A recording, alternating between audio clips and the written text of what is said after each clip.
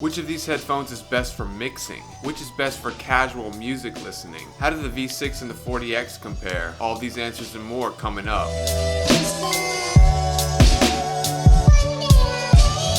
Greetings, bosshead, and welcome aboard. Stuart Charles here, HomeStudioBasics.com, helping you make sound decisions leading to a beautiful audio experience that will make you fall in love with music all over again. So, this will be a three-way shootout, and we'll throw in the 40X and V6 comparison for good measure. Which is the best for mixing though? Out of these three, I'd go with the 7506 first, followed by the HD280, and then the 50X. I have mixed on all three in the past, but the 7506 is most certainly going to help you find flaws in a recording better than the other two. It's more predictable and neutral sounding, with a smoother overall response aside from the peaky treble. It just sounds the most correct, if that makes sense. The V6 is a pretty similar sounding headphone with a bit more bass roll off. By and large, the two headphones are almost identical at the end of the day.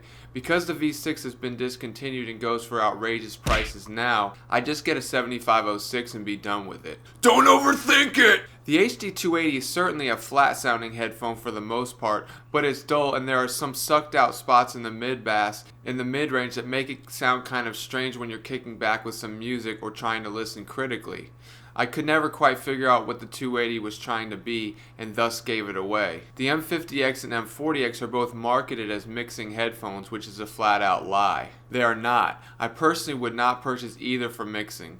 I was able to use an M50 back in the day for mixing, and my beats came out pretty good, but I wouldn't advise it or use one nowadays for that purpose. The M40X's bass rolls off a bit more, but the mid-bass is a bit too punchy and the treble sounds metallic and weird a lot of the time.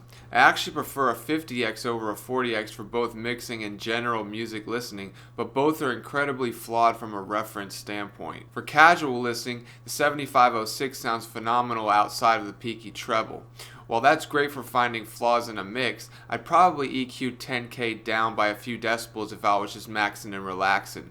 It just ends up being a bit too much. The M40X is still a fun sounding headphone regardless of what some snob like Metal 462 or whatever the hell letters and numbers he's using in his name this week tells you.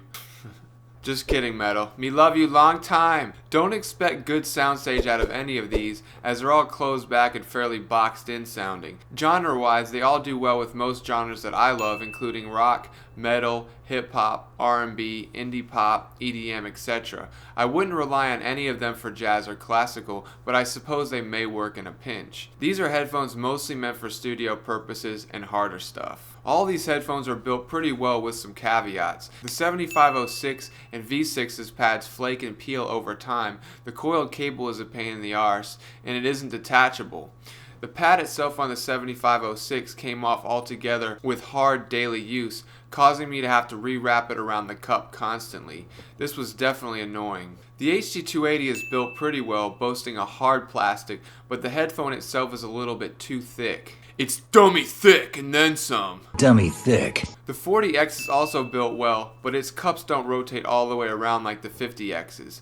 The 50X is the best out of these headphones, and in 5 years of daily use and abuse, I never had one single issue aside from the pads cracking, peeling, and hardening over time. Definitely be ready to replace the pads on both depending on how much you use them. All 5 of these headphones fold and rotate in many of the same ways and are generally very good for travel / on the go purposes. As far as comfort, none of these are all that great if we're being honest. The 280 is probably the best out of this lot, as the cups are large enough not to touch your ears, but the clamp is rather tight and will start to dig into your head after a while, both on the sides and on the top. Still, I'd say it's slightly above average in this department. I'd consider both the 7506 and the V6 a hybrid on-ear, over-ear, and both will need slight adjustments from time to time as the pads tend to dig into your earlobes. The 40X and the 50X bear a similar sentiment and aren't that great for long-term listening. You won't need an amplifier for any of these, but I'd invest in something like an E10K or K3 if you really want to get your feet wet with amps and DACs.